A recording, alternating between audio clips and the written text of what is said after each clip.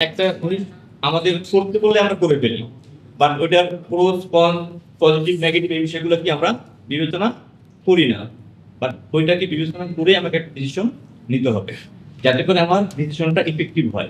একটা বিষয় আমাকে আমার সিনিয়র বললো, বাট হয়তো সে অনেক সময় অ্যাসাইন যখন আমাকে করে ওইটার অনেক বিষয়গুলো হয়তো বিবেচনায় নাও থাকতে পারে।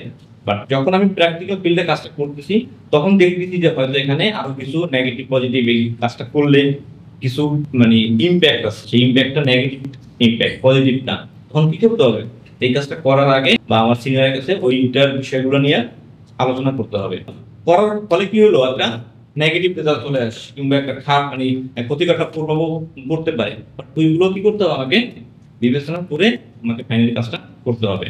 আমি একটা কাজ করে ফেললাম, করার পরও এটা মানে পোস্ট ইমপ্যাক্ট আমাকে বিবেচনা করতে হবে। মানে আপনার পিডিসিএ শব্দটার সাথে পরিচিত, প্ল্যান ডু অ্যাকশন। মানে হলো আমি প্ল্যান করব, কাজ করব, এরপরে আমি অ্যাকশন নিয়ে নিলাম, আবার কি করতে হবে, আমাকে আবার মানে রিপ্ল্যান করতে হতে পারে। কারণ আমি কাজটা করার পরে আবার এটাকে চেক করব, চেক করার পরে যে আউটপুটটা আসবে ওটা যদি নেগেটিভ পজিটিভ হয় আবার ওখানে আবার আমি রিপ্ল্যান আমি করতে পারি। কাজ করবো, ওটার একটা রিয়াকশন হবে, ওটার পজিটিভ নেগেটিভ যেই ফিডব্যাকটা নিয়ে আমাদের আবার কাজ করতে হবে, যাতে করে আমি একটা নেগেটিভ রেজাল্ট আসলো এর ফলে আমার এই ক্ষতি হতে পারে, ওইটাকে বিবেচনায় নিয়ে আমাকে আবার নিয়ে কথা বলতে হবে। অনেক সময় আমরা অনেক সুযোগ আমরা মানে মিস করে ফেলি, সেই সময় সেই বিষয়গুলো আমাকে বিবেচনা করতে হবে, যাতে করে আমি সুযোগ মানে সবসময় সব সুযোগ আমরা মানে কাজে লাগাতে পারি না। আর সুযোগ আমরা বলি সুযোগ সবসময় আসেও না, তার মানে সুযোগ যখনই আমি পাবো সুযোগটাকে আমার কাজে লাগাতে হবে। মানে জুনিয়রও আমার থেকে অনেক ভালো কিছু জানতে পারে। আমি ছোট্ট একটা এক্সাম্পল দিই।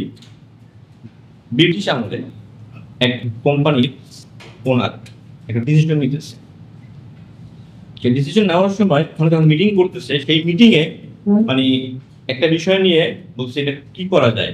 অনেকেই অনেক কথা বলতে, ওখানে সবাই সিনিয়র পার্সনরা আছে, বাট কেউ ওরকম ইফেক্টিভ কোনো মানে আউটপুট দিতে পারছে না। তখন ওই যে কোম্পানির এমডি সে একজন পিএম কে ডাকছে, জুট মিলের এক্সাম্পল দিচ্ছি আমি, একজন পিএম কে ডাকছে। পিএম কে ডাকার পরে সেম স্টোরিটা মানে বললেন, বলার পরে উনি তিনটা অপশন বললেন, অপশন 1, অপশন 2 এবং অপশন 3। একই সাথে উনি বললেন, স্যার আপনি যদি আমাকে প্রশ্ন করেন আমি কি সিদ্ধান্তটা নিব, আমি অপশন 2 নিব। মানে হলো একটা ঘটনার প্রেক্ষিতে উনি ওনার সিনিয়র পার্সনদের নিয়ে একটা মিটিং করছে, মিটিং করার পরে উনি সবার কাছ থেকে ওপিনিয়ন চাইলেন যে এই ক্ষেত্রে আমরা কি করব। তো উনি অনেক কিছু শুনলেন, বাট ওনার কাছে কারোটাই কার্যকর বা ইফেক্টিভ মনে হয়নি। তখন উনি ওনার একজন প্রোডাকশন ম্যানেজারকে ডাকলেন। সেই প্রোডাকশন ম্যানেজার ওনাকে 3টা অপশন দিলেন এবং বলে দিলেন, স্যার যদি আপনি বলেন আমি কি সিদ্ধান্ত নিব তাহলে আমি অপশন 2 নিব। তার মানে দেখা গেছে যে উনি যেই অপশনগুলো বলছেন এবং অপশন এর ভিতরে 3টা অপশনের ভিতরে 2 নম্বর অপশন বা একটা অপশনে সবচেয়ে ভালো ছিল। মানে হলো ডিসিশন নেওয়ার ক্ষেত্রে পজিশন ফ্যাক্ট না, অনেক সময় জুনিয়রদের কাছ থেকে আমরা শিখতে পারি। জুনিয়রদের নলেজটা অনেক সময় সে একটা আইডিয়া জেনারেট করলো, সেই আইডিয়াটা অনেক ভালো হতে পারে যেটা হয়তো আমার মাথায় ছিল না। এই জন্যই আমরা বলছি যে আমি যেটা জানি সেটাই শেষ না, আমার টিমমেট আমার কলিগ তারা আমার থেকে আরো ভালো জানতে পারে।